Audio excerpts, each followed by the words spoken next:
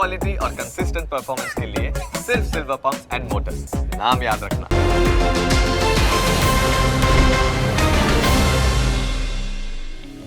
Closing capital presented by Trade Bulls. अब trading सबके बस की बात है। को powered by net protector. Protect your digital life.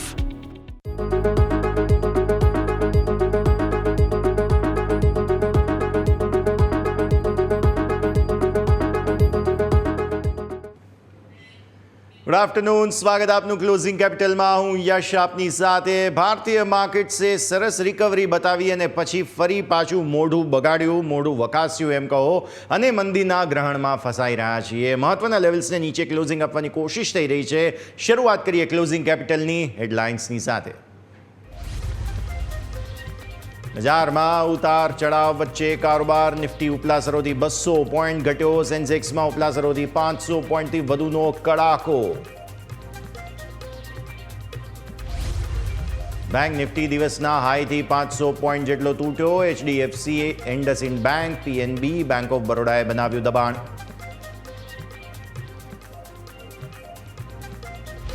ખરાબ પરિણામ બાદ ડોક્ટર રેડ્ડીઝ 5% જેટલો તૂટીને નિફ્ટીનો top loser. Cipla, Zydus life, Aurobindo pharma સહિત અન્ય ફાર્મા શેરમાં વેચવાલી. મિડ કેપ અને સ્મોલ કેપ શેરમાં ભારે વેચવાલી. ખરાબ પરિણામથી સિન્જિન ઇન્ટરનેશનલ, સાયન્ટ, તેજસ નેટવર્ક અને પેટીએમમાં મોટું દબાણ. પીએસયુ શેરમાં ભારે દબાણ. બીપીસીએલ અને ઓએનજીસીએ બનાવ્યું દબાણ. ઓઇલ ઇન્ડિયા એફએન્ડોનો ટોપ લૂઝર.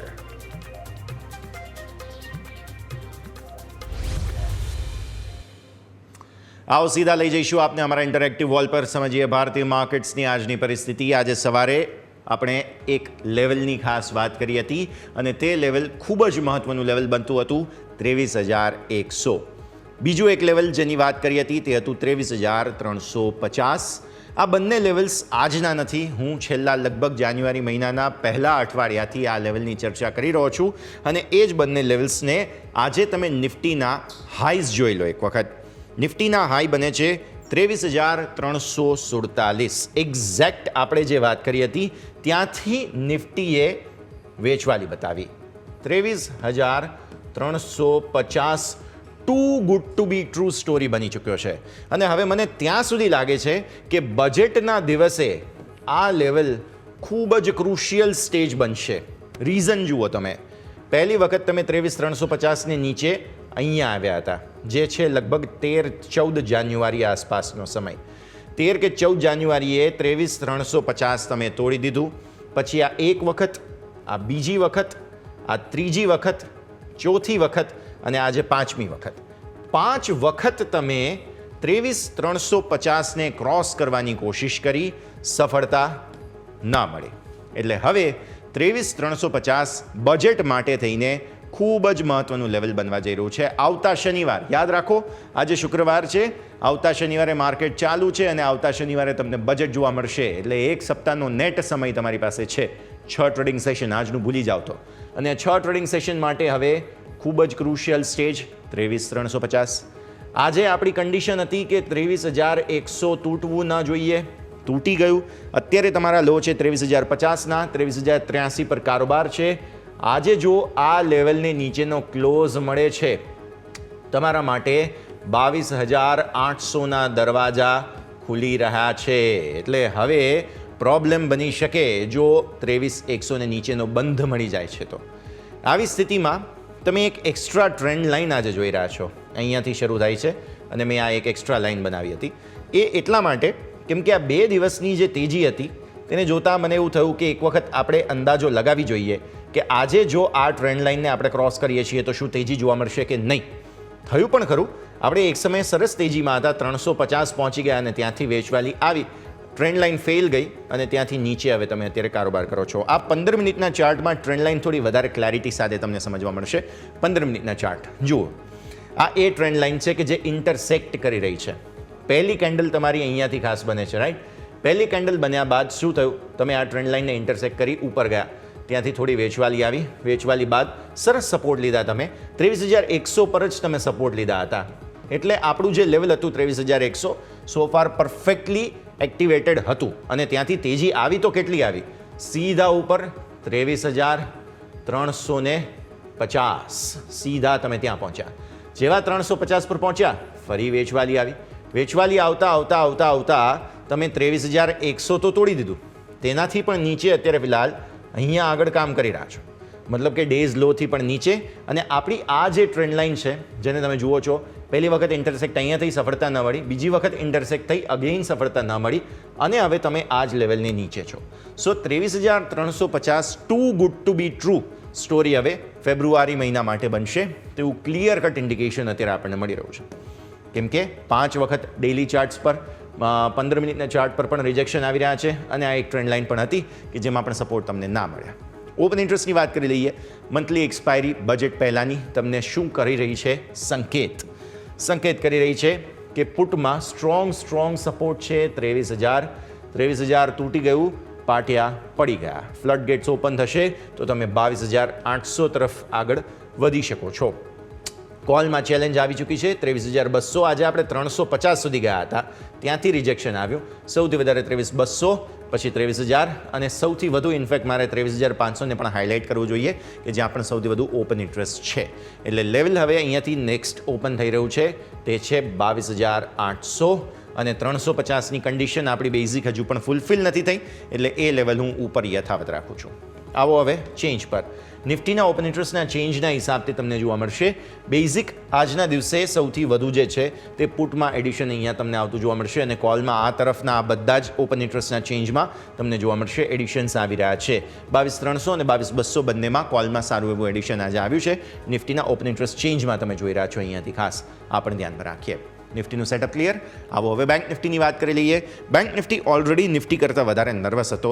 આપણી કન્ડિશન ત્યાં હતી 48,300ની. આજે તમે 48,300 ત્યાં પણ તોડી દીધું, એટલે નિફ્ટીનું 23,100નું બેઝિક કન્ડિશન હતી તે પણ તોડ્યું. પહેલાં 350 તમે તોડેલું હતું અને હવે બીજી આપણી કન્ડિશન જે છે બેંક નિફ્ટીની 48,300 તે પણ તમે આજે તોડી રહ્યા છો. અપડેટેડ ચાર્ટના હિસાબથી તમને જોવા મળશે અહીંયાથી આજે બ્રીચ થઈ ચૂક્યું છે, એટલે હવે તમારા માટે 48,300 ક્રુશિયલ જગ્યા બની ચૂકી છે. આજે તમે 203ના લો બનાવ્યા છે અને હવે જો ક્લોઝ આ લેવલને નીચે આવે છે 48,300 ને નીચે તો પ્રોબ્લેમ્સ યથાવત. 10 દિવસની મૂવિંગ એવરેજ તમારી ઘટીને આવી ચૂકી છે હવે અહીંયા જે 48,870 છે, એટલે આપણે સૌથી પહેલાં તો એ જ લેવલને તેજી માટે રિસ્પેક્ટ આપીશું. એને ઉપર ટકી ગયા તો કંઈક વાત બનશે, બાકી વાત બનશે નહીં. સીધા ઉપર પછી 49,000 તમારું સાયકોલોજીકલ લેવલ છે અને ત્યારબાદ મારા માટે તો પર્સનલી લેવલ સીધું 50,000 જ બને છે, કારણ કે ત્યાં મેજર રેઝિસ્ટન્સ મંથલી કેન્ડલ્સના હિસાબથી. બાકી આ તમે જુઓ છો 50,500 જે છે, 49,500 માફ કરશો દે છે, થોડી ટ્રેન્ડ લાઇન અહીંયા ખાસ બની રહી છે. પણ મારા માટે ક્રુશિયલ લેવલ આજે છે તે છે 48,300, જેને નીચે બંધ આપવા પર બેંક નિફ્ટી ફર્ધર નવા દબાણના સંકેત બનાવી શકે છે અને એ લેવલ પછી અહીંયાથી ખાસ મને અત્યારે કહેવાનું મન નથી થતું, પણ એક વખત મંથલી ચાર્ટ બતાવી દો બેંક નિફ્ટીના મંથલી ચાર્ટમાં પછી 46,300 આસપાસના લેવલ બને છે. આ છે તમારા માટે મંથલી કેન્ડલ. બહુ ખરાબ જાન્યુઆરીની કેન્ડલ તમે જુઓ, મંથલી કેન્ડલ બહુ જ ખરાબ છે. કેમ કે તમે 6 મહિનાના બોક્સમાં હતા, જૂનથી લઈને ડિસેમ્બર સુધી આ જ રેન્જમાં રહ્યા હતા. એ રેન્જ તોડીને તમે નીચે છેક અત્યારે 20 દિવસની મૂવિંગ એવરેજ જે છે મંથલી કેન્ડલમાં ત્યાં આગળ છો. 48,078 થાય છે. 48,078 બહુ જ મહત્ત્વનું લેવલ. જો એ તૂટે છે તો પછી તમારા માટે આ એક લેવલ જે આપણે બનાવી રાખ્યું છે તે તો છે જ, જે મેં 48,300 તમને કહ્યું હતું તે, પણ જો એ તૂટે છે તો પછી નીચે છેક તમારા માટે થઈને અહીંયા બને છે 47,100-150. ચર્ચા કરવાનું મન નહોતું, પણ આજે હવે સ્થિતિ એવી છે કે મારે નીચેનું લેવલ તમને એક વખત કહેવું પડે જરૂરી બની રહ્યું છે. આગળ હું બેંક નિફ્ટીના 15 મિનિટના ચાર્ટ પર નજર કરાવીશ, પણ એક વિરામનો સમય થયો છે ફિલહાલ. બ્રેક લઈએ અને બ્રેક બાદ 15 મિનિટના ચાર્ટ્સ પર નજર કરીશું અને ત્યારબાદ આપણે સમજીશું કે અહીંયાથી આગળ ઓપન ઇન્ટરેસ્ટ જે છે તે શું રણનીતિ બતાવે છે. બ્રેક બાદ.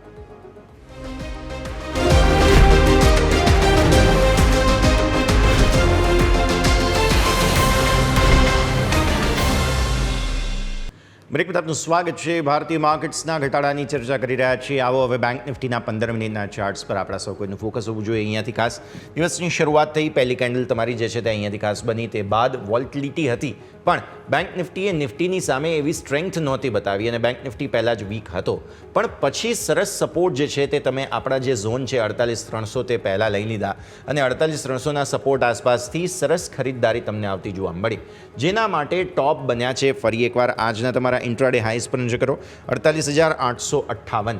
આ ટ્રેન્ડ લાઇન જે તમે અહીંયાથી જુઓ છો તે 48,900 થાય છે અને 858નો હાઈ બન્યો તમારો અહીંયાથી ખાસ. એટલે આ પરિસ્થિતિમાં અત્યારે ફિલહાલ બહુ જ મહત્વપૂર્ણ લેવલ્સ બનતા જોવા મળી રહ્યા છે. સો હવે આ ખાસ પરિસ્થિતિ જુઓ તમે, ક્રુશિયલ જગ્યા છે 585, 858, આ બધા જ સંકેતોને ધ્યાન પર રાખવાના રહેશે. હવે તમારા માટે મેક્સિમમ ન્યૂનતમ સ્તરો પર સપોર્ટ લેવાની કોશિશ હતી, તે અગેઇન 48,300 પર હતી, પણ સફળતા અગેઇન ન મળી. અને હવે થઈ એ રહ્યું છે કે 858થી તમને જે અહીંયાથી ખાસ વેચવાલી આવતી જોવા મળી છે તે ફર્ધર તમને 48,300 સુધી તો લાવી, પણ નેક્સ્ટ આપણા માટે ચિંતાની વાત હવે સીધા 47,500 પર બની રહી છે. એટલે આવી સ્થિતિમાં ગેપ બહુ મોટા છે નીચે, 48,000 તૂટવું ના જોઈએ તેવું સ્પષ્ટ આપણને સમજવા અહીંયાથી મળી રહ્યું છે. ઓપન ઇન્ટરેસ્ટ લઈ આવો. ઓપન ઇન્ટરેસ્ટના હિસાબથી સમજી લઈએ કે ક્રુશિયલ જગ્યા શું છે. કોલની બહુ મોટી ચેલેન્જ છે આજે. 49,000 તમે જુઓ અહીંયાથી ખાસ સૌથી વધારે ઓપન ઇન્ટરેસ્ટ અહીંયા આવી ગયું છે અને આપણે આજે ટોપ અહીંયા બનતા જોયા. 48,900 સમથિંગ આસપાસથી વેચવાલી આવી, જેમાં તમે 48,500 પણ ગયા. અહીંયા પુટના સપોર્ટ સારા હતા પણ એ પણ જતા રહ્યા. હવે તમારા માટે 48,000 અહીંયા તમે જુઓ ઇન્ટરેસ્ટિંગ, બહુ ઇન્ટરેસ્ટિંગ છે. અહીંયા ઓપન ઇન્ટરેસ્ટ ચેન્જ હું ખાસ તમને બતાવીશ. 47,500, 47,800 અને 48,000 ત્રણ જગ્યા બને છે. ચેન્જ બતાવો. ઓપન ઇન્ટરેસ્ટ ચેન્જમાં એક બહુ ઇન્ટરેસ્ટિંગ વસ્તુ આજે તમને જોવા મળશે, તે છે આ. ખબર નહીં, આજે 47,500ના પુટમાં એક્ઝિટ થઈ છે અને આ જે તમે જુઓ છો તે છે 47,800. અહીંયાના પુટમાં નવી એન્ટ્રી આવી છે. એટલે બેઝિકલી ન્યૂનતમ સ્તરોથી અહીંયાથી ખાસ જેને કહેવાય કે સપોર્ટને તમે આગળ લઈને આવ્યા. આ બહુ જ રસપ્રદ પરિસ્થિતિ છે. કોલ તમે આ તરફ જુઓ, આજે આટલો મોટો ઘટાડો છે પણ કોલમાં એડિશન લિમિટેડ છે. સૌથી વધારે આ પુટની સ્ટ્રાઇકમાં 47,800. એટલે 47,800 તમારા માટે ટેકનિકલી જોવા જાઓ ઓપન ઇન્ટરેસ્ટ વાઇઝ તો આ મેક ઓર બ્રેકની પરિસ્થિતિ બનાવે. કોલ તમારા 48,500 પર છે અને પછી 49,000 તો અહીંયાથી ખાસ બની જ રહ્યા છે. હવે આપણે ચર્ચા કરીએ. આપણી સાથે માર્કેટ એક્સપર્ટ રવિ ભટ્ટ જોડાઈ રહ્યા છે. સમજીએ આજનું સેટઅપ અને બજેટમાં જઈ રહ્યા છે ત્યારે શું પરિસ્થિતિ. તો રવિ સર, સ્વાગત. સૌથી પહેલાં તો ગુડ આફ્ટરનૂન. ઘણા સમય પછી આપણે વાત કરી રહ્યા છીએ પણ માર્કેટની હાલત તો ત્યાં સુધીમાં ખરાબ થઈ ગઈ છે સર. એટલે સ્વાભાવિક આજે જે ક્રુશિયલ લેવલ હતું ખાસ 23,100નું તે તોડ્યું આપણે, 48,300 બેંક નિફ્ટીમાં તોડ્યું છે. કયા પ્રકારની પરિસ્થિતિ જુઓ છો? બજેટ પહેલાં જે સેન્ટિમેન્ટ બન્યું છે તેને કઈ રીતે સમજીએ સર હવે આપણે? જનરલી આપણે જો હિસ્ટ્રી ચેક કરીએ તો જાન્યુઆરી મહિનો શેર માર્કેટ માટે વધારે વખત ખરાબ હોય છે, પણ દરેક વખતે અલગ અલગ ફંડામેન્ટલ ફેક્ટર ભાગ ભજવતા હોય છે. આ વખતે પણ આપણે જોઈ શકીએ છીએ કે એફઆઈનું જે એક્સપેક્ટેશન હતું કે નવા વર્ષથી ઇન્ફ્લો આવશે તેની જગ્યાએ ઓપોઝિટ આપણને જોવા મળે છે. આજના દિવસ સુધી આપણે જો ટ્રેન્ડ ચેક કરીએ માર્કેટમાં તો 66,000 કરોડનું એફઆઈઆઈનું સેલિંગ આ મંથમાં જોવા મળી રહ્યું છે. અને સાથે એફઆઈઆઈની જે ફ્યુચર માર્કેટમાં પોઝિશન છે એ પણ ફ્યુચરમાં લોંગ શોર્ટ રેશિયોની વાત કરીએ ઇન્ડેક્સમાં તો અરાઉન્ડ 18% છે. તો એ જોતા માર્કેટમાં થોડી હજી પણ વીકનેસ જોવા મળી રહી છે. અને આજે આપણે જોઈ શકીએ છીએ કે નિફ્ટીમાં અરાઉન્ડ જે નિયર ટર્મ છે રેઝિસ્ટન્સ 23,350ની આજુબાજુ જોવા મળી રહ્યું છે. કાલે પણ જો આપણે નિફ્ટી જોઈ હશે તો 23,350ના લેવલની ઉપર સસ્ટેન નથી કરી શકી, આજે પણ નથી કરી શકી. પણ જો ઓવરઓલ વાત કરીએ આપણે કંપનીઓના રિઝલ્ટ્સની તો મોસ્ટ ઓફ કંપનીના રિઝલ્ટ એક્સપેક્ટેશન જેટલા અથવા એક્સપેક્ટેશનથી ખરાબ આવેલા છે. કારણ કે મોસ્ટ ઓફ કંપનીના રિઝલ્ટ પછી એફ&ઓ કંપનીના તો વધારે પડતા 60 to 70% કંપનીના રિઝલ્ટ પછી પ્રાઇસ ઘટાડો જોવા મળેલો છે. તે સંકેત આપણને દર્શાવે છે કે માર્કેટમાં થોડી નેગેટિવિટી છે. બટ આપણે અગેન જો ભવિષ્ય જોઈએ તો ભવિષ્ય જોતા દેખાઈ રહ્યું છે કે આરબીઆઈ દ્વારા પણ રેટ કટ આવશે ફેબ્રુઆરીમાં અને તેની પહેલા જે આપણું બજેટ આવવાનું છે, જે આવતા શનિવારે બજેટ છે, તો બજેટમાં આપણે હોપ રાખી શકીએ કે government agriculture sector, chemical sector અને ઓટો ઇલેક્ટ્રિક સેક્ટરને પણ એક બૂસ્ટ આપી શકે છે, કારણ કે આપણે જોઈ શકીએ છીએ કે ઓટો સેક્ટરમાં છેલ્લા 3 મહિનાના જો આપણે વ્હીકલ સેલ્સના ડેટા જોશું તો તેમાં ઇલેક્ટ્રિક વ્હીકલનું સેલ્સ ઘણું ઓછું થયું છે. શું કામ? તેનું રીઝન છે સબસિડી. તો ગવર્મેન્ટ કદાચ બૂસ્ટ આપવા માટે સબસિડી પણ કન્સિડર કરી શકે છે. હવે વાત કરીએ બેંક નિફ્ટીની, તો બેંક નિફ્ટીમાં તમે જે પ્રમાણે લેવલ બતાડેલા હું પણ સહમત છું એ લેવલ સાથે. અને આજે પણ જો આપણે કોલમાં વાત કરીએ તો કોલમાં ઓપન ઇન્ટરેસ્ટ ઘણું વધારે જોવા મળી રહ્યું છે. જે કોલ સાઈડ આપણે ઓપન ઇન્ટરેસ્ટ, તો એ થોડી ચિંતાજનક ફેક્ટર્સ કામ કરી રહ્યા છે માર્કેટ માટે. ચિંતાજનક ફેક્ટર્સ તો છે, વાત તમારી સાચી, એટલે આ બધા જ સંકેતો પર નજર જરૂર રાખવાની રહેશે. પણ દર્શક મિત્રો, એક બ્રેકનો સમય થઈ ગયો છે. ફિલહાલ બ્રેક લઈએ. બ્રેક બાદ સર તરફથી સ્ટોક રેકમેન્ડેશન્સ, ત્યારબાદ બ્રોકરેજ રિપોર્ટ્સ, ઘણું બધું એક્શન લાઇન્ડ અપ છે. ચર્ચા કરીએ બ્રેક બાદ.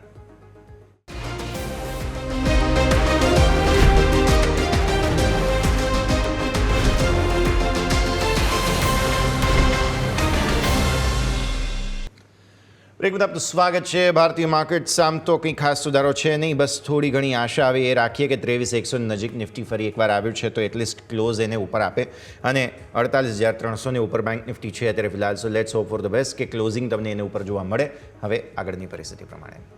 રવિ સર આપણી સાથે છે. રવિ સર, હવે તમારા સ્ટોક સ્પેસિફિક રેકમેન્ડેશન્સ જાણી લઈએ. કયા કયા સ્ટોક્સ આપના રડાર પર? યસ, આજે જે માર્કેટની પરિસ્થિતિ જોતા હમણાં મારો વ્યૂ વેઇટ એન્ડ વોચનો છે, પણ જે એક સ્ટોક મને અત્યારે ઘણો અંડર વેલ્યુ દેખાય છે એ છે આઈસીઆઈસીઆઈ પ્રુડેન્શિયલ લાઈફ ઇન્સ્યોરન્સ કંપનીનો સ્ટોક. રિઝલ્ટ પછી થોડી આપણે વીકનેસ જોવા મળી રહી હતી, તો હું અત્યારે લોંગ ટર્મ માટે મને એક ઇન્સ્યોરન્સ સેક્ટર ખૂબ સારું દેખાય છે, અને હું એવી હોપ કરી રહ્યો છું કે બજેટમાં ઇન્સ્યોરન્સ સેક્ટરને ગવર્મેન્ટ એક બૂસ્ટ આપશે, કારણ કે છેલ્લા જે 2-3 ક્વાર્ટરના આપણે રિઝલ્ટ જોઈએ એ પ્રમાણે ઇન્સ્યોરન્સ સેક્ટર એક ગવર્મેન્ટ તરફથી એક બૂસ્ટની રિક્વાયરમેન્ટ છે. અને જે પ્રમાણે આઈસીઆઈસીઆઈ પ્રુડેન્શિયલ લાઈફ ઇન્સ્યોરન્સની અત્યારે જે વેલ્યુએશન છે એ ઇન્વેસ્ટર્સને ઘણી એટ્રેક્ટિવ લેવલ ઉપર ઓફર કરી રહી છે. અત્યારે ICICI prudential life insurance around 591ના ભાવ પર ટ્રેડ થઈ રહ્યો છે, અને મારો ટાર્ગેટ રહેશે, આ મારો 1 મંથનો હોલ્ડિંગ પીરિયડ રહેશે, અને મારો ટાર્ગેટ રહેશે 660 અને સ્ટોપ લોસ રહેશે 570. 570ના સ્ટોપ લોસ સાથે 660ના ટાર્ગેટ. આઈસીઆઈસીઆઈ પ્રુડેન્શિયલ તમને ખરીદવાની સલાહ. રેકમેન્ડેશનના લેવલ્સ તમારા સ્ક્રીન પર નજર રાખો. આગળ વધીએ. બ્રોકરેજ હાઉસીસના રડાર પર કયા કયા સ્ટોક્સ આજના દિવસે જોવા મળ્યા છે જાણી લઈએ મારા સહયોગી યોમિક પાસેથી. યોમિક, ગુડ આફ્ટરનૂન. જણાવો કયા કયા સ્ટોક્સ રડાર પર અને શું ઇમ્પેક્ટ સ્ટોકમાં આ રિપોર્ટ બાદ? જી યસ, ગુડ આફ્ટરનૂન. સૌથી પહેલાં હું આજે વાત કરવા માંગીશ તો ડૉક્ટર રેડ્ડીઝ, કારણ કે એના પરિણામ આવ્યા બાદ આપણે જોયું કે સ્ટોકમાં પણ ઘણી એક્શન આજે જોવા મળી, અને ઘણા બધા મલ્ટી હાઉસે આજે સૌથી વધારે ટાર્ગેટ કર્યું હોય તો એ સ્ટોક છે ડૉક્ટર રેડ્ડી. તો એમાં ડૉક્ટર રેડ્ડીઝમાં આપણે નજર કરીશું તો એમને અંડર પરફોર્મ રેટિંગ આપવામાં આવે છે CLSA દ્વારા. લક્ષ્યાંક રૂપિયા 1,120 અહીંયાથી આપવામાં આવે છે, અને એમનું કહેવું એવું છે કે 15 થી 20 નવી પ્રોડક્ટ અહીંયાથી લોન્ચ થવાની શક્યતા છે, પરંતુ રેટિંગ તેઓથી અંડર પરફોર્મ આપે છે. જેના કારણે તો એનું જે ત્રિમાસિકનું જે પરિણામ આવ્યું એના આધાર ઉપર. બીજું આપણે ડૉક્ટર રેડ્ડીઝ ઉપર આવે છે CT દ્વારા મત આપવામાં આવે છે કે એમણે રિપોર્ટમાં સેલ રેટિંગ આપ્યા છે. લક્ષ્યાંક રૂપિયા 1120 અહીંયા પણ આપવામાં આવ્યા છે, અને પરિણામ અનુમાનથી ખરાબ અને લાંબા ગાળે સુધારાની આશા અહીંયાથી આવશે, પરંતુ એઝ ઓફ નાવ ખરાબ આવે છે, જેથી કરીને શોર્ટ ટર્મ તેઓ વ્યૂ જોઈ રહ્યા છે, જેના કારણે તેઓ સેલના રેટિંગ અહીંયાથી આપ્યા છે. જે બાદ સ્વાભાવિક છે કે સારો સુધાર આવશે, જે બાદ અહીંયાથી તેઓ અપગ્રેડ કરી શકે છે, પરંતુ એઝ ઓફ નાવ તેઓ અહીંયાથી સેલના રેટિંગ આપે છે. નેક્સ્ટ ડૉક્ટર રેડ્ડીઝ ઉપર HSBCનો આવ્યો છે રિપોર્ટ કે જેમાં હોલ્ડ રેટિંગ આપવામાં આવે છે, અને એમણે લક્ષ્યાંક રૂપિયા 1,250 પ્રતિ શેર આપવામાં આવે છે. એમનું કહેવું એવું છે કે રિસર્ચથી આવકમાં સારો સુધારો થવાની અહીંથી શક્યતા છે, એવું એમનું માનવું છે. એટલે અહીંયાથી તેઓ થોડા પોઝિટિવ ગયા છે, પરંતુ પરિણામ ખરાબ આવે છે, જેના કારણે અહીંયાથી હોલ્ડના રેટિંગ અહીંયાથી આપે છે. બીજું જેફરીઝનો અહીંયાથી રિપોર્ટ આવે છે ડૉક્ટર રેડ્ડીઝ ઉપર કે જેમાં અંડર પરફોર્મ રેટિંગ અહીંયા પણ આપવામાં આવે છે એમના દ્વારા. અને લક્ષ્યાંક જોઈએ તો 1,170 પ્રતિ શેર, અને ત્રીજા ક્વાર્ટરમાં પ્રદર્શન ખરાબ રહ્યું, જેના કારણે તેઓ અહીંયાથી લક્ષ્યાંક જે હોય ઘટાડ્યા છે અને અંડર પરફોર્મના રેટિંગ આપ્યા છે. બીજું ડૉક્ટર રેડ્ડી ઉપર નજર કરીએ તો નુવામાનો અહીંયાથી રિપોર્ટ આપ્યો છે કે જેમણે બાય રેટિંગ આપ્યા છે. અહીંયા આ એક ખાલી જે બ્રોકરેજ હાઉસ કે જેણે બાય રેટિંગ આપ્યા છે, બાકી 4 છે જેઓ નેગેટિવ કાં તો હોલ્ડ રેટિંગ આપ્યા છે. અહીંયા લક્ષ્યાંક નુવામાં આપ્યો છે 1,533 પ્રતિ શેર. હાલના સ્ટોકમાં ભાવ ખૂબ જ આકર્ષક લેવલ પર છે. એમનું માનવું એવું છે કે ભલે રિઝલ્ટ ખરાબ આવ્યા, શેરમાં ઘટાડો આવી ગયો, પરંતુ એઝ ઓફ નાવ જે શેરનો પ્રાઇસ છે એ હાલ અહીંયાથી જે પ્રાઇસ છે, કંપનીની જે ઓવરઓલ વેલ્યુએશન છે કે જે બી ફંડામેન્ટલ છે એ પ્રમાણેથી કંપનીનો જે સ્ટોકનો ભાવ છે ઘણો આકર્ષિત અને બાઇંગ વેલ્યુ તમને જોઈ રહ્યા છે, જેના કારણે તેઓ વેલ્યુ ઇન્વેસ્ટિંગ ગણીને તેઓ અહીંથી ખરીદીની અહીંયાથી સલાહ આપી રહ્યા છે. બીજું અલ્ટ્રાટેક સિમેન્ટ ઉપર અહીંયાથી રિપોર્ટ આવે છે જેફરીઝ દ્વારા કે જેમણે અહીંથી બાય રેટિંગ આપ્યા છે અને લક્ષ્યાંક ₹13,265 પ્રતિ શેર આપ્યા છે.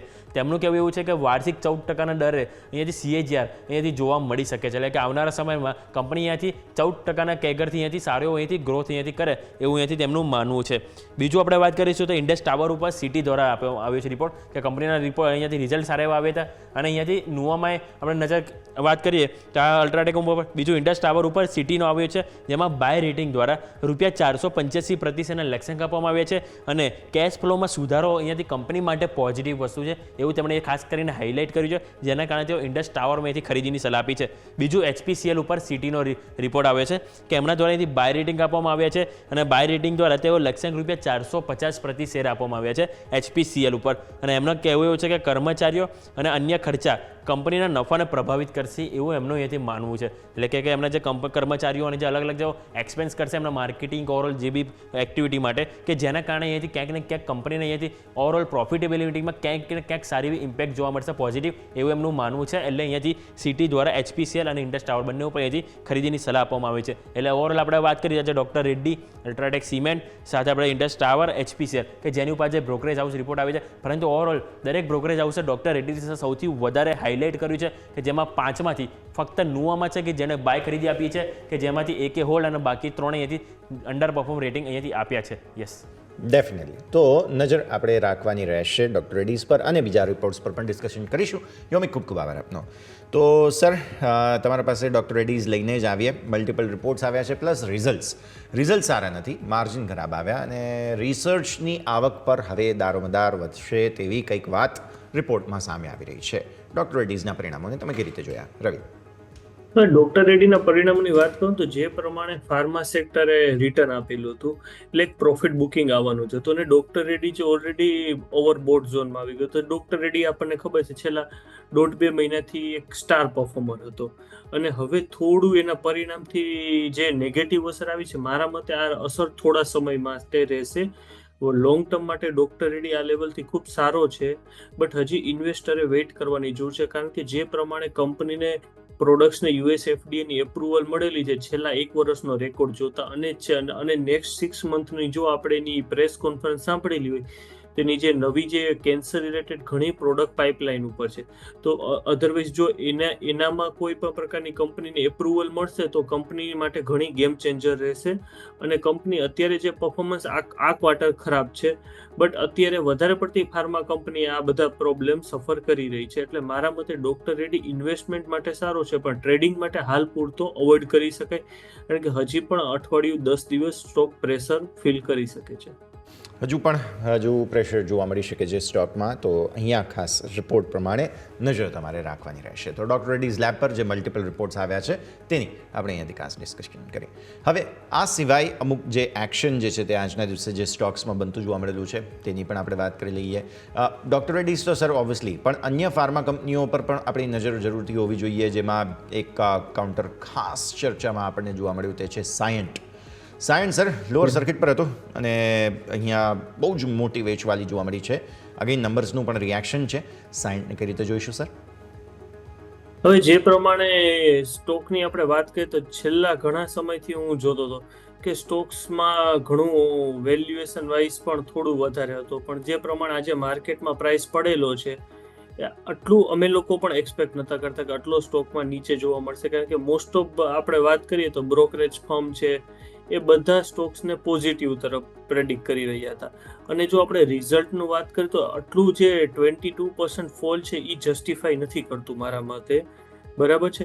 પણ અગેઇન અત્યારે જે પ્રમાણે બીજી બધી આઈટી કંપનીઝના પરફોર્મન્સ સુધરી રહ્યા છે, આપણે વાત કરીએ ધારો કે TCSનું રિઝલ્ટ વાત કરીએ, ઇન્ફોસિસનું રિઝલ્ટની વાત કરીએ, વિપ્રોની વાત કરીએ તો એ બધાની જો કમ્પેરિઝન કરીએ ને તો આ કંપનીનું રિઝલ્ટ થોડું વધારે પડતું ખરાબ છે.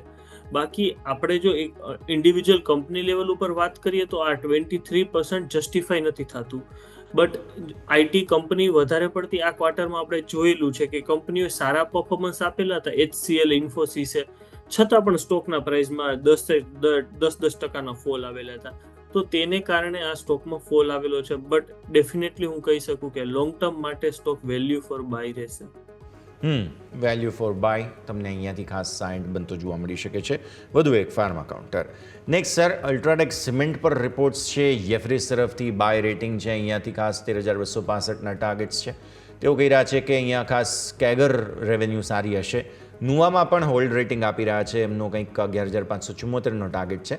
એટલે સિમેન્ટ કંપનીઓમાં સ્વાભાવિક કન્સોલિડેશન ચાલે છે સર અત્યારે, અને આવી સ્થિતિમાં બે જાયન્ટ પ્લેયર્સ બનીને સામે આવશે. એક અલ્ટ્રાટેક સિમેન્ટ છે, આદિત્ય બિરલા ગ્રુપ થશે, અને એક અદાણી ગ્રુપ થશે. આવી સ્થિતિમાં હવે શું ધ્યાન રાખવું જોઈએ? બિકોઝ બજેટ આવી રહ્યું છે, સ્વાભાવિક ઇન્ફ્રાસ્ટ્રક્ચર પર સ્પેન્ડિંગ વધે છે, તો પણ સિમેન્ટ કંપનીઓને તેનો ફાયદો જરૂર મળશે સર. યસ, હવે જો જે વાત કરીએ તો જે પ્રમાણે અત્યારે જે ઇન્ડિયામાં ઇન્વેસ્ટર્સ પેનિક થયા છે, એનું એક જે એફઆઈ વિડ્રો કરે છે તેનું રીઝન શું છે કે કંઈક અંશે આપણે વાત કરી શકીએ કે આરબીઆઈ ઇન્ફ્લેશન સામે આરબીઆઈની લડાઈ થોડી કમજોર રહી છે. કારણ કે બીજી ઘણા કન્ટ્રીઝના ઇન્ફ્લેશન ઓછા થઈ ગયેલા, પણ આપણો ઇન્ફ્લેશન એના લીધે આપણે જોઈ શકીએ છીએ કે આપણે રેટ કટમાં ડીલે થયો, તો તેના કારણે વધારે પડતા લોકોએ ઇન્ડિયામાંથી વિડ્રો કર્યા પૈસા. તો હવે જે પ્રમાણે ગવર્મેન્ટનું આ બજેટ છે એ જોતા તેવું દેખાઈ રહ્યું છે કે ગવર્મેન્ટ વધારે સ્પેન્ડિંગ ઉપર ફોકસ કરશે. કારણ કે લાસ્ટ ટાઈમ પણ ઇલેક્શનમાં ગવર્મેન્ટ આપણે સમજી શકીએ છીએ કે ચૂંટણીમાં જે એક્સપેક્ટેશન કરતાં ઘણું પરફોર્મન્સ પુઅર કરેલું, તો તેનું એક કારણ રૂરલ સ્પેન્ડિંગ પણ હતું. તો ગવર્મેન્ટ આ વખતે રૂરલ સ્પેન્ડિંગ ઉપર વધારે ફોકસ કરશે, ગવર્મેન્ટ પોતાનું સ્પેન્ડિંગ વધારશે. તો એ જોતા અત્યારે મારું એવું માનવું છે કે આ જે સિમેન્ટ સેક્ટર છે તો એમાં એક તેજી જોવા મળી શકે છે. અને સિમેન્ટ સેક્ટર, બટ જે આપણે હિસ્ટ્રી જોઈએ તો સિમેન્ટ સેક્ટર છેલ્લા ઘણા વખતથી ગ્રોથ જે જોવા મળવો જોઈએ સ્ટોક્સમાં એ જોવા નથી મળી રહ્યો આપણને. તો એક સિમેન્ટ સેક્ટરમાં એક રેલી પેન્ડિંગ છે, એ જોતા મને સિમેન્ટ સેક્ટરના સ્ટોક સારા દેખાઈ રહ્યા છે. કારણ કે બજેટમાં ગવર્મેન્ટ આ વખતે ઘણું સ્પેન્ડિંગ વધારશે, અને ખાસ આ ઇન્ફ્રા પ્રોજેક્ટ્સ ગવર્મેન્ટના ઘણા લાઇન અપ છે એટલા માટે. એટલા માટે પણ આપણા સૌ કોઈનું ફોકસ જે છે તે અહીંયા ખાસ હોવું જરૂરી બની રહ્યું છે. આગળ વધીએ, quick check sir Indus towers પર પણ લઈ લઈએ, કેમ કે અહીંયા પણ બ્રોકરેજ રિપોર્ટ છે, 485 ને કંઈક ટાર્ગેટ છે, અને કેશ ફ્લોમાં સુધારો પ્લસ બીજી ઈવી માર્કેટમાં કંઈક એન્ટ્રી કરવા જઈ રહ્યા છે, અને વોડાફોનની હાલત પણ કંઈક સુધરશે તેવી આશાઓ જાગી છે, જેના ચક્કરમાં પણ અહીંયા થોડું રિઝલ્ટમાં ઇમ્પેક્ટ આવ્યું છે આ વખતે.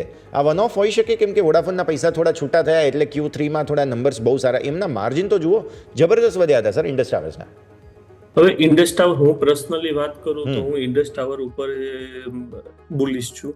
તેનું કારણ છે કે જે પ્રમાણે કંપનીની ગ્રાઉન્ડ રિયાલિટી સુધરે છે, જે તમે વાત કરી કે વોડાફોનનું પણ જે પ્રકારે વોડાફોન પાસેથી, અને જે પ્રમાણે કંપનીના જે પાસ્ટના જે બધા અમાઉન્ટ છે, જે પેન્ડિંગ અમાઉન્ટ જે રિકવર થઈ રહી છે, એ પ્રમાણે ઇન્ડસ ટાવર અત્યારે ખૂબ સારા લેવલ ઉપર છે. અને કંપનીના તમે ફંડામેન્ટલ્સની વાત કરો તો કંપની ઓલરેડી અત્યારે કંપની ઘણું ખરા ફેક્ટર્સ તો ડિસ્કાઉન્ટ કરી જ લીધેલા છે, બટ સ્ટીલ આપણે જોઈએ તો કંપનીનો પી રેશિયો હજી 20ની નીચે ચાલી રહ્યો છે. અને મોસ્ટ ઓફ આપણે જોઈ શકીએ છીએ કે હવે કંપનીની જે ફાઇનાન્શિયલ પોઝિશન છે બધી ઘણી સારી લેવલ ઉપર જોવા મળી રહ્યો છે.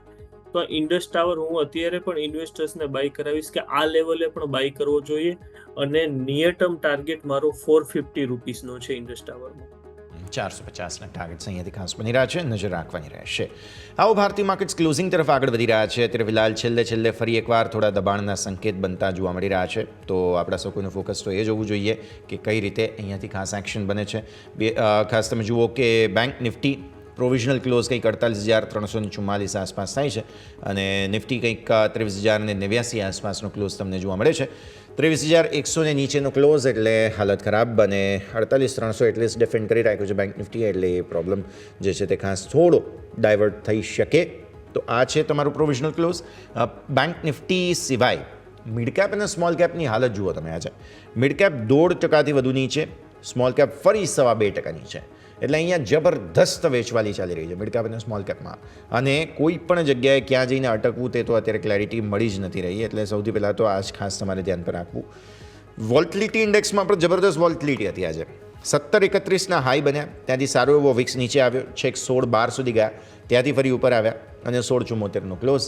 એટલે 1674 એટલે કે હજુ પણ 17ને ઉપર જવાના ચાન્સ છે, એવું નથી કે નથી, કેમ કે બજેટની ઇવેન્ટમાં તમે જઈ રહ્યા છો અને ત્યાં વિક્સ હાઈ હંમેશા રહેતો હોય છે, તો આ પણ એક પરિસ્થિતિ. પણ હા, સો ફાર આ છે ભારતીય માર્કેટ્સનું ક્લોઝ. તમને સ્ટોક્સ જે આજે હાઇલાઇટ થતા જોવા મળ્યા હતા તેમાં કેપ્રી ગ્લોબલ જોવા મળશે, 5 સ્ટાર બિઝનેસ ફાઇનાન્સ છે, કે ફિનટેક અમેઝિંગ મૂવ જોવા મળી, લોરસ લેબ્સ, અને સામે ટોપ લૂઝર્સ પર જો નજર કરીએ તો સાયન્ટ મેં હમણાં મેન્શન કર્યો હતો. આ સિવાય જ્યુપિટર વેગન્સ ઓલમોસ્ટ 12% નીચે, તેજસ નેટવર્ક્સમાં વેચવાલી, શોભામાં વેચવાલી હતી આજે, જ્યોતિ CNCમાં પણ વેચવાલી જોવા મળે. તો આ હતા ટોપ ગેઇનર્સ લૂઝર્સ અને આ છે ભારતીય માર્કેટ્સનું ક્લોઝ. સેટલ થતાં કંઈક 23,092 થયા આપણે અને 48,367 બેંક નિફ્ટી બંને માટે. ક્લોઝ વીકલી ક્લોઝ છે એટલે રવિ સર આ અઠવાડિયાના હિસાબથી થોડું સમજીએ હવે ખાસ. આ અઠવાડિયું સારું નથી રહ્યું ફરી એકવાર ભારતીય માર્કેટ્સ માટે અને હવે મંથલી એક્સપાયરી છે. હવે હોપ્સ આજે સવારે બધા એ લગાવી રહ્યા હતા કે FISએ આટલા સમય સુધી શોર્ટ પકડી રાખ્યા હોય, જો એમને કવર કરવા હોય તો આ છેલ્લું અઠવાડિયું છે એટલે તેજી આવવી જોઈએ અને તેજી આવી પણ ખરી. આજે આપણે જુઓ 350 સુધી ગયા હતા નિફ્ટીમાં, પછી ફરી વેચવાલી આવી. એટલે દર એક ઉછાળા પર એમને ફ્રોથ મળી રહ્યો છે માર્કેટમાં અને તે લોકો પૈસા વેચીને જઈ રહ્યા છે. આજના ક્લોઝને કઈ રીતે સમજ્યા સર? તો જો આપણે વાત કરીએ તો છેલ્લા 3 થી 4 દિવસથી એવું જોવા મળે છે કે માર્કેટની જે વોલેટિલિટી છે એક્સ્ટ્રીમ લેવલની આપણને માર્કેટમાં વોલેટિલિટી જોવા મળે છે કે સવારે એક ટાઈમે માર્કેટ ઘણું ડાઉન હતું. જો આજે સવારની વાત કરું તો 140 પોઈન્ટ ડાઉન હતું, પછી ત્યાંથી પાછું બાઉન્સ બેક થઈને નિફ્ટી 120 પોઈન્ટ, જે મેં તમને વાત કરી કે નિફ્ટી 23,350 રેઝિસ્ટન્સ, આવું કાલે પણ જોવા મળેલું હતું. એના આગલા દિવસે પણ માર્કેટમાં ખૂબ પોઝિશન ખરાબ હતી, પણ HDFC બેંકના રિઝલ્ટને લીધે. તો આ અઠવાડિયું આપણે જોવા જઈએ ને તો જનરલી આપણે એવું કહી શકીએ કે આજે અઠવાડિયું ઇન્ટ્રાડે ટ્રેડરનું હતું કે જે દિવસ દરમિયાન પ્રોફિટ કરે, લોસ કરે, પ્રોફિટ થોડું માર્કેટ ઉપર આવે, નીચે આવે, અને જે એક્સ્ટ્રીમ. તો હું જનરલી સલાહ આપતો હોઉં છું કે આ પ્રકારનું જે વીકમાં તો કે ઇન્વેસ્ટર્સે માર્કેટથી થોડું સ્ટે અવે રહેવું જોઈએ. અને કારણ કે આ જે વોલેટિલિટી હતી એમાં જનરલી ઇન્ટ્રાડે પ્લેયર્સ વધારે ભાગ ભજવતા હોય છે. અને હવે આ અઠવાડિયે આપણે કંપનીઓના રિઝલ્ટની વાત કરીએ તો કોઈ કંપનીના રિઝલ્ટ એટલા ખરાબ પણ નથી આવેલા અને એટલા સારા પણ નથી આવેલા, મીડિયમ રિઝલ્ટ હતા. બધી કંપનીના મોસ્ટ ઓફ એક્સપેક્ટેશનની આજુબાજુના રિઝલ્ટ હતા, છતાં પણ કંપનીના અમુક સ્ટોક્સે નેગેટિવ રિએક્ટ કરેલું હતું. તો હવેનું જે નેક્સ્ટ વીક હશે આપણે તો એ વીકમાં પણ આ જ પ્રકારની પરિસ્થિતિ જોવા મળશે, કારણ કે વધારે પડતા બજેટને લીધે જે નેક્સ્ટ સેટરડે આપણું બજેટ છે તો બજેટ પહેલા વધારે પડતા ટ્રેડર્સ પોતાની પોઝિશન લેતા તો કે થોડા અચકાઈ રહ્યા છે એવું દેખાઈ રહ્યું છે. અને FII ની જે તમે વાત કરી છે કે લાસ્ટ ટાઈમ પણ બધા કે હવે FII હવે ઇન્વેસ્ટમેન્ટ કરશે, છેલ્લા 2 મહિનાથી આપણે સાંભળી રહ્યા છે. બટ FII ત્યારે જ ઇન્વેસ્ટમેન્ટ કરશે જ્યારે ઇન્ડિયામાં કાં ગવર્મેન્ટનું બજેટ બૂસ્ટ કરશે અથવા તો કે RBI રેટ કટ કરશે. આ બેમાંથી એક જે સિનારીઓ આપણને જોવા મળશે પછી જ FII ઇન્વેસ્ટમેન્ટ કરશે, કારણ કે FII તો કે ઓપોર્ચ્યુનિટીને પ્રાયોરિટી આપતા હોય છે અને FII ને અત્યારે ઓપોર્ચ્યુનિટી વર્લ્ડના બીજા માર્કેટમાં વધારે જોવા મળી રહી છે. ક્લિયરલી બીજું એક લોજિક સર એ પણ હોઈ શકે કેમ કે આપણો રૂપિયો જ્યારે જૂન મહિનામાં આપણે શરૂ કરીએ આ સરકારે નવી ટર્મ ત્યારે કંઈક 80-82 આસપાસ હતા અને અત્યારે 86 પર છીએ, એટલે એમના જે જૂના ઇન્વેસ્ટમેન્ટ છે એમાં તો એમને એક્સ્ટ્રા વેલ્યુ મળી રહી છે ને અત્યારે. સો આ કેશ માર્કેટમાં જે સતત વેચવાલી થઈ રહી છે, શું એ એક્સ્ટ્રા જે પૈસા ઇન્વેસ્ટ કર્યા વિનાનો નફો છે એ ફ્રોથ તેઓ લઈને જઈ રહ્યા હોય, એ એક લોજિક હોઈ શકે, રીઝનિંગ હોઈ શકે. એ પણ છે. અને જનરલી જ્યારે પણ RBI, એટલા માટે તો RBI કરન્સીને વધારે સ્ટેબલ ઈચ્છે છે, કારણ કે જો કરન્સી સ્ટેબલ હશે તો FII નો ઘણો વિડ્રો ઓછો થતો. હવે જે પ્રમાણે અત્યારે કરન્સીનો વિડ્રો છે તો FII ને કરન્સીમાં પણ ડેપ્રિસિએશન જોવા મળી રહ્યું છે. તો તેના લીધે FII નું ઇન્વેસ્ટમેન્ટ ઘણું, FII ને ઇન્વેસ્ટમેન્ટ ઉપર પણ રિટર્ન ઘટી જતું હોય છે જે કરન્સીના આઉટફ્લોને લીધે. તો એ પણ કરન્સી પણ એક ભાગ ભજવે છે. પણ કરન્સીને તો છેલ્લા આપણે એક વીકમાં વાત કરીએ ને તો થોડો માર્કેટ કરન્સીને થોડું સ્ટેબલ કરવામાં RBI ને સફળતા મળી છે. કાલે જોવો તમે થોડું માર્જિનલી ધીરે ધીરે હવે ઇમ્પ્રુવમેન્ટ તરફ આવી રહ્યું છે કરન્સી. તો કરન્સી ફેક્ટર ડેફિનેટલી ભાગ ભજવી રહ્યું છે આપણા માર્કેટમાં અને કરન્સી ફેક્ટરનો અત્યારે બેનિફિટ IT સેક્ટર આપણે જોઈ શકીએ છીએ કે IT સેક્ટરને મળી રહ્યું છે. સો કરન્સીનો ફાયદો અત્યારે ITને છે, નજર રાખવાની રહેશે. આવો જરા નિફ્ટીના આજના ટોપ ગેઇનર્સ લૂઝર્સ પર એક વખત નજર કરી લઈએ. તો સૌથી પહેલાં ટોપ લૂઝર્સ, કેમ કે માર્કેટની હાલત ખરાબ હતી, ડોક્ટર રેડ્ડીઝ લેબ ડિસ્કસ કર્યો આપણે. આ સિવાય ટ્રેન્ટ 4% નીચે, અદાણી એન્ટરપ્રાઇઝ 3% નીચે, M&M સારો ચાલી ગયો છે સ્ટોક એટલે અહીંયા થોડી પ્રોફિટ બુકિંગ આવી છે 3% નીચે, BPCL 2.3% નીચે અને અપોલો હોસ્પિટલ્સમાં પ્રોફિટ બુકિંગ. ટાટા મોટર્સ પણ ઇવન હતું જેમાં profit booking Indus towers IndusInd bank 972 થી 948 લો બન્યા. ટોપ ગેઇનર્સમાં કોણ હતું? સૌથી પહેલાં HUL ડિફેન્સિવ સ્ટોક છે, સારી તેજી જોવા મળી તમને અહીંયા. ફાઇનલી રિઝલ્ટ બાદની કહેવાય કે રિએક્શન બાદની ખરીદારી છે. આઈશર મોટર્સ તમે જુઓ 0.2% તેજી. બ્રિટાનિયા, ગ્રેસિમ, ટાટા કન્ઝ્યુમર આ બધા જ સ્ટોક્સમાં તમને તેજી જોવા મળી. તો આ બધા જ લિસ્ટમાંથી એક જો મારે ડિસ્કસ કરવો હોય તો તે કદાચ ટ્રેન્ટ રહેશે. તમે શરૂઆતમાં જે વાત કરી ખાસ FIIsની, હમણાં જે તમારો આન્સર છેલ્લું હતું માર્કેટની કમેન્ટ્રીનો રવિ સર, તેમાં ટ્રેન્ટના કેસને સમજીએ આપણે એ થિયરી સાથે. તો ટ્રેન્ટ જે છે જબરદસ્ત ચાલ્યો હતો સ્ટોક, ક્યાં હતો અને ક્યાં પહોંચી ગયો. નિફ્ટીમાં એન્ટ્રી થઈ ગઈ અને ખરેખર અહીંયા જેને કહેવાય ને કે માલ કોર્નર કરવામાં આવી રહ્યો હોય ને એ ટાઈપનું સેન્ટિમેન્ટ હતું. હવે ફ્રી ફોલમાં છે. પ્લસ જે વેચવાલીની થિયરીની તમે વાત કરી કદાચ તેમાં પણ પરફેક્ટલી ફિટ બેસે છે. ટ્રેન્ટને સમજીએ સર.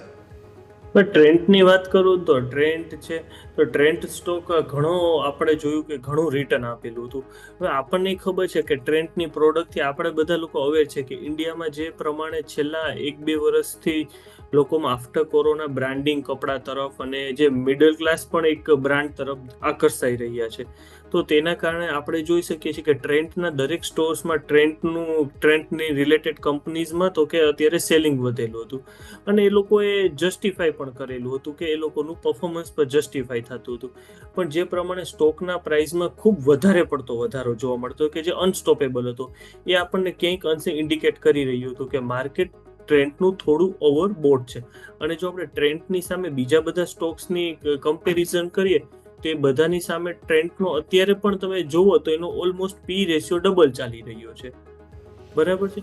તો એ પણ આપણને એક ઇન્ડિકેટ આપે છે કે સ્ટોક હજી પણ ઓવરબોટ ઝોનમાં છે. સ્ટોક આ લેવલથી પણ હજી નીચે આવશે કારણ કે આ જે ક્વાર્ટર હતું ટ્રેન્ડનું તો એમાં જે માર્કેટને જે એક્સપેક્ટેશન છે કે કંપની આ પરફોર્મન્સ આપશે, બરાબર છે, એવું માર્કેટને હવે એવું દેખાઈ રહ્યું છે કે આ ક્વાર્ટર કદાચ એનું જે લાસ્ટ ક્વાર્ટર હતું ઓક્ટોબરથી ડિસેમ્બરનું એમાં એટલું પરફોર્મન્સ જોવા નથી મળી રહ્યું.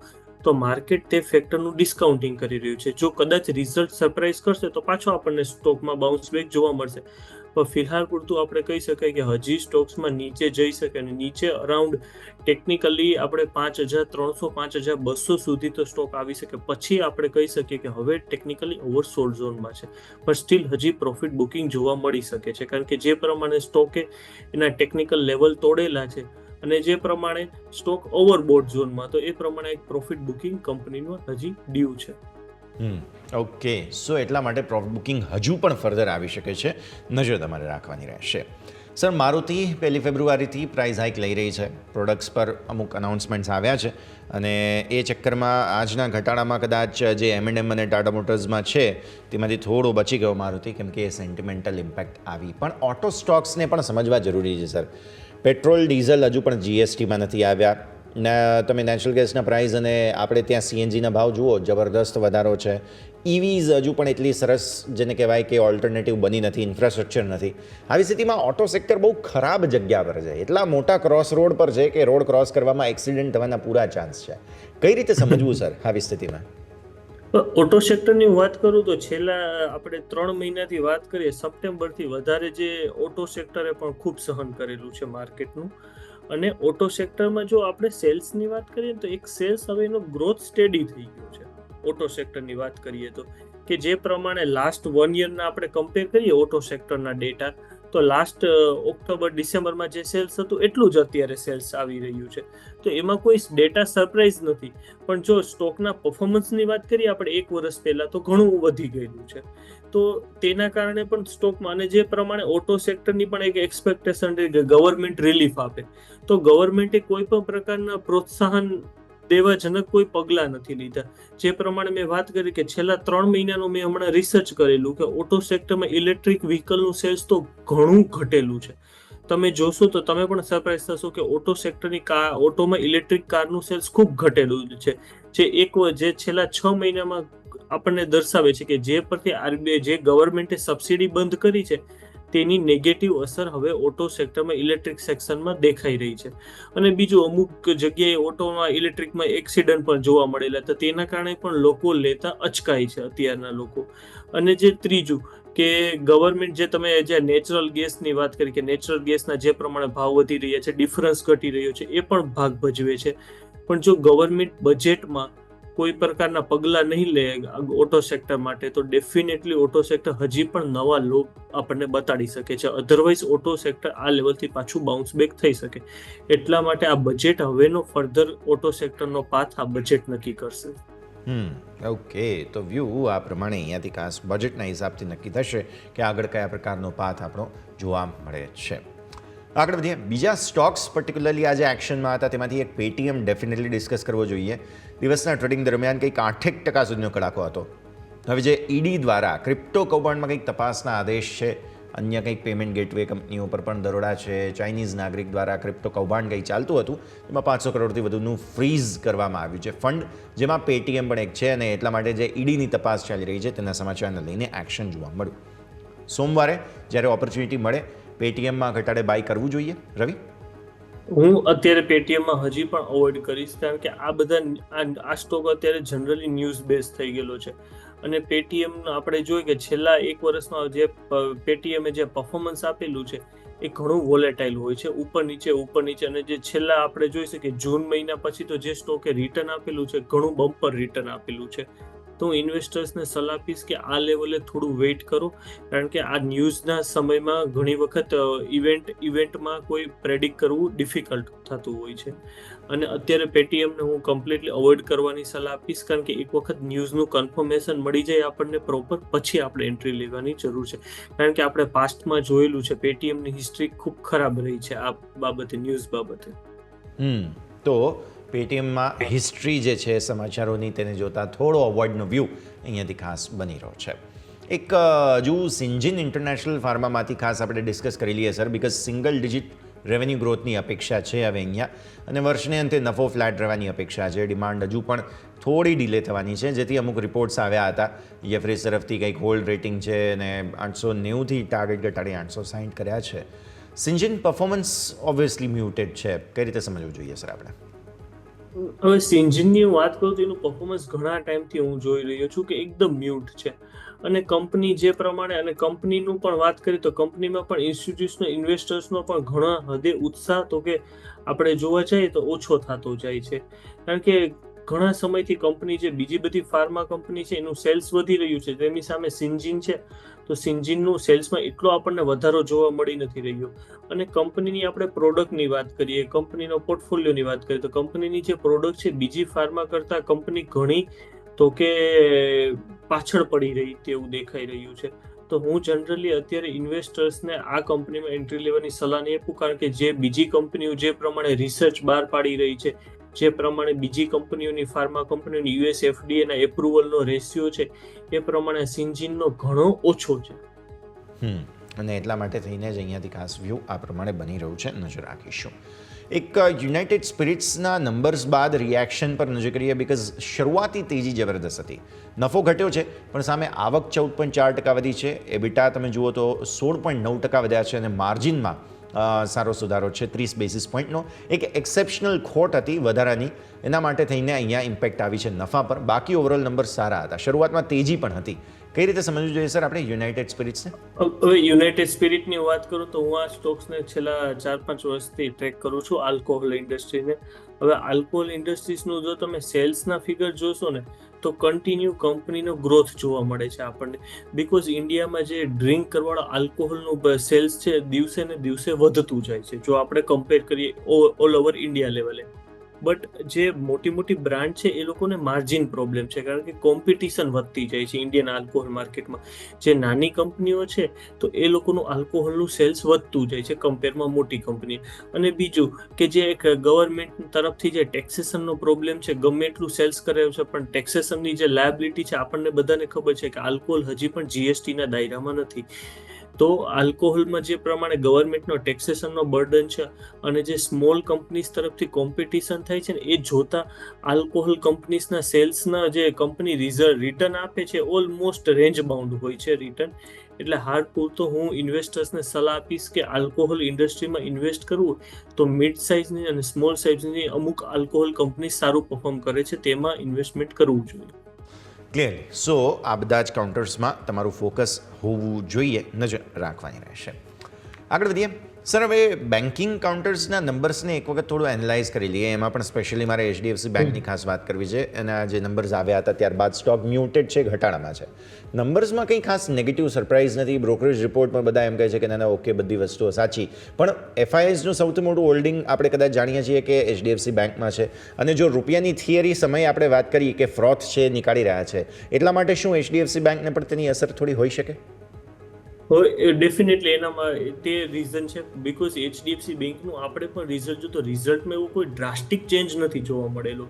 પણ જો આપણે સ્ટોક્સની વાત કરીએ તો સ્ટોક્સમાં એક જ થિયરી કામ કરી રહી છે છેલ્લા 2 થી 3 મહિનાથી, સેલ ઓન રાઇઝ, કે દરેક ઉછાળે વેચો. FIની આ જ થિયરી ઉપર FI કામ કરી રહ્યું છે HDFC બેંકમાં. પણ HDFC બેંકના જે રિઝલ્ટની વાત કરીએ આપણે, જે HDFC બેંકનો પરફોર્મન્સ છે, જેનો આપણે જો રિઝલ્ટમાં પણ તમે ડીપમાં ચેક કરશો તો એનો હાઉસિંગ લોનનો ગ્રોથ છે, એ બધું જોતા આપણને HDFC બેંક અત્યારે બેન્કિંગ સેક્ટર મને તો આ લેવલે ખૂબ સારું દેખાઈ રહ્યું છે. ઓકે, સો અહીંયા સારી જગ્યાએ HDFC બેંકમાં પણ હવે ધીરે ધીરે બની રહી છે, નજર રાખવાની રહેશે. આ સરે જ દર્શક મિત્રો, એક બ્રેકનો સમય થઈ ગયો છે. બ્રેક બાદ આપણી આ ચર્ચાની યથાર્થ રાખીએ.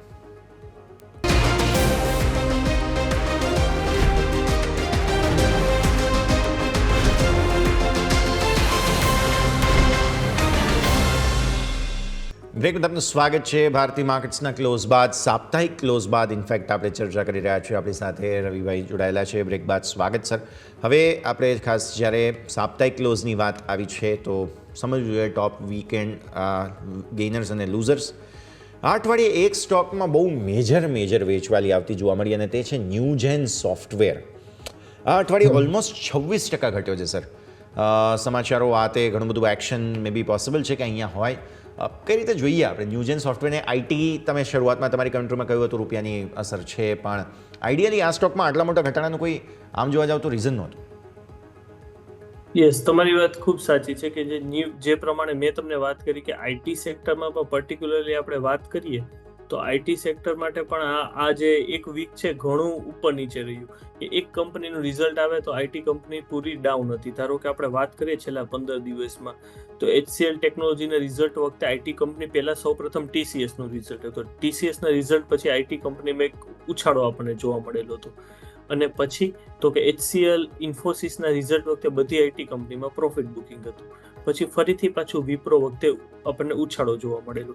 અને પછી થોડું આ ડોનાલ્ડ ટ્રમ્પ સાહેબની જે બુલિશ કોમેન્ટ્રી હતી કે અમે H1 વિઝા, તો એને H1 વિઝામાં કોઈ પણ પ્રકારનું પ્રતિબંધ નહીં મૂકીએ, તેના કારણે પાછું આપણને એક સપોર્ટ જોવા મળેલો હતો. પણ જે આ કંપનીમાં થોડું જે રિઝલ્ટ પણ સારું હતું, જે આપણે ક્વાર્ટરની વાત કરીએ ન્યૂજનનો, બટ ન્યૂજનની થોડી કોમેન્ટ્રી હતી જે માર્કેટની અને જે એના ફ્યુચરના કોન્ટ્રાક્ટની થોડી વાત મેનેજમેન્ટ તરફથી બેરિશ ઇન્ડિકેટ કરતું હતું કે જે કંપની પણ થોડી અનસર્ટેન છે એના ફ્યુચરની બાબતમાં, જેની ફ્યુચરની ઓર્ડર બુક બાબતમાં. તો એ એક કારણ કંપનીનો ઘટાડા માટેનું હોઈ શકે. અને કંપનીનો સ્ટોક આપણે અત્યારે જોઈ શકીએ છીએ કે આ લેવલે એક બાય પ્રાઇસ બાય માટે એક એટ્રેક્ટિવ પ્રાઇસ ઉપર આપણને મળી રહ્યો છે. ઓકે, તો ન્યૂજેન સોફ્ટવેર હવે સારી જગ્યા પર છે. નવી ખરીદી માટે નજર રાખવાની રહેશે.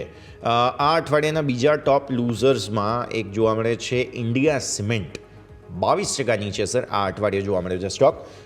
આજની જ રેન્જ તમે જુઓ ને 292ના લો બન્યા હતા અને 295નો ક્લોઝ છે. પણ ડેફિનેટલી આ અઠવાડિયે બહુ જબરદસ્ત વેચવાલી જોવા મળી આપણને. સિમેન્ટ સ્ટોકની પહેલાં ચર્ચા કરી ચૂક્યા છીએ. ઇન્ડિયા સિમેન્ટ હવે અલ્ટ્રાટેકના ખાતામાં જવાની છે બહુ જલ્દી. તો આ જે સિનર્જી છે તેના ચક્કરમાં ઇન્ડિયા સિમેન્ટમાં વેચવાલી આવી તે ખાસ સમજવી જોઈએ આપણે. ઇન્ડિયા સિમેન્ટની વાત કરીએ તો ઇન્ડિયા સિમેન્ટ સ્ટોક્સની આપણે છેલ્લા 3-4 વર્ષની હિસ્ટ્રી જોઈએ તો સ્ટોક્સ ઘણો વોલેટાઇલ હોય છે. અને સ્ટોક્સમાં અત્યાર સુધી જે આપણે જોઈએ તો પરફોર્મન્સ, તો સ્ટોકે સારું પરફોર્મન્સ ઘણું જનરેટ કરેલું જ છે. કારણ કે સ્ટોક્સમાં છેલ્લા જૂન મહિનાથી કન્ટિન્યુ આપણને જોયેલું હતું કે એક પોઝિટિવ સાઇડ, અપસાઇડ મોમેન્ટમ હતો. આખું જે સેક્ટર જ સારું પરફોર્મ કરી રહ્યું હતું, સિમેન્ટ સેક્ટર.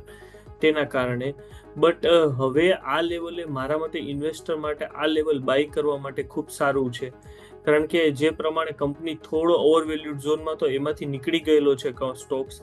અને આ લેવલે ડેફિનેટલી મારા મતે આ કંપની અત્યારે ખરીદવા જેવી છે. કારણ કે કંપનીનું જે વાત કરીએ, કંપનીનું પરફોર્મન્સ કહીએ, કંપનીના જે નંબર્સની વાત કરીએ, તો ડિસેમ્બરના નંબર્સ થોડા ખરાબ આવેલા હતા, જે ઓક્ટોબર, નવેમ્બર, ડિસેમ્બર ક્વાર્ટર. તે આપણે બધા જોઈ શકીએ છીએ કે ઘણા બધા કારણોથી કે ઓક્ટોબર, નવેમ્બર, ડિસેમ્બરનું ક્વાર્ટર છે, કંપનીનું જે ફેસ્ટિવલ્સ હોય છે, ઇન્ડિયામાં ફેસ્ટિવલ્સ હોય છે, તેના લીધે ઘણી વખત આ મેન્યુફેક્ચરિંગની એક્ટિવિટી રોકાઈ જતી હોય છે ઇન્ફ્રાસ્ટ્રક્ચરની. તો તે કારણને લીધે કંપનીની જે આ સિમેન્ટ કંપની થોડા રિઝલ્ટ ખરાબ આવેલા છે. કારણ કે મેં છેલ્લા 3-4 વર્ષના રિઝલ્ટ જોયેલા છે કે જ્યારે પણ ફેસ્ટિવલ વખતે સિમેન્ટનું સેલ્સ ઓછું થતું હોય છે. બાકી કંપનીમાં કોઈ એવી વીકનેસ આ લેવલે દેખાતી નથી મને. તો હું ડેફિનેટલી ઇન્વેસ્ટરને બાય ઓન ડિપ્સની સ્ટ્રેટેજી રિકમેન્ડેડ કરું છું. ઓકે, તો વ્યૂ આ પ્રમાણે અહીંયાથી ખાસ બનતો જોવા મળ્યું છે. બાય ઓન ડિપ્સની રણનીતિ રહેશે.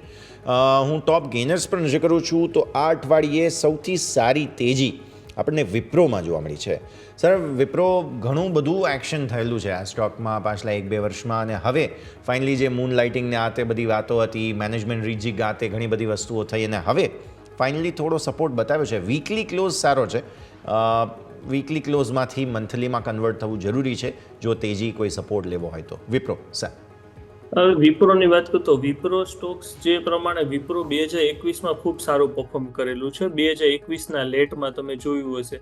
બટ વિપ્રોમાં જ્યારથી ફોલ ચાલુ થયો એ હતું 2022માં જાન્યુઆરી મહિનામાં. ત્યારથી વિપ્રોમાં એક ફોલ જોવા મળેલો હતો.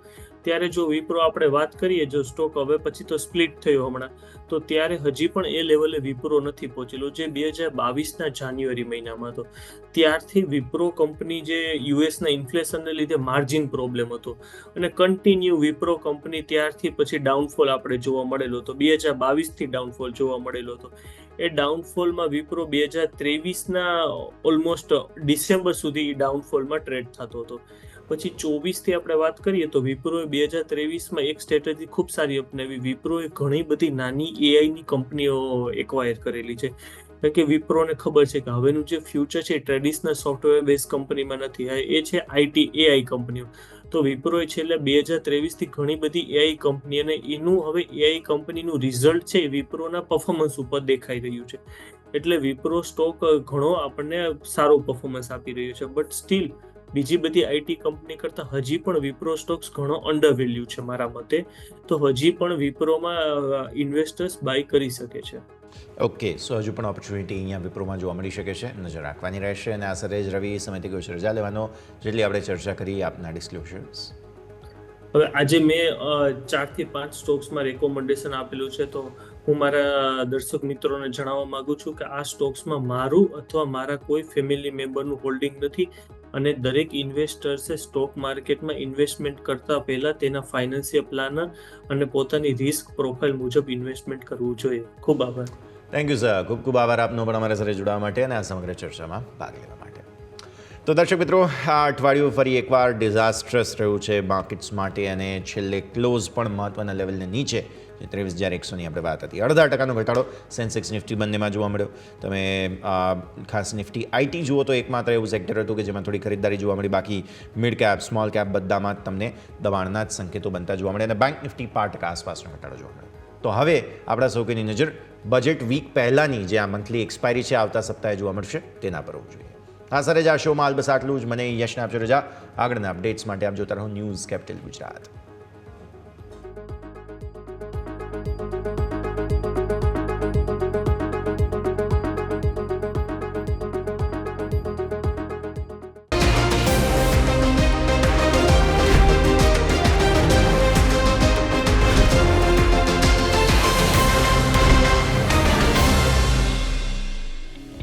Closing capital presented by Tradebulls. अब ट्रेडिंग सबके बस की बात है. को powered by net protector. Protect your digital life.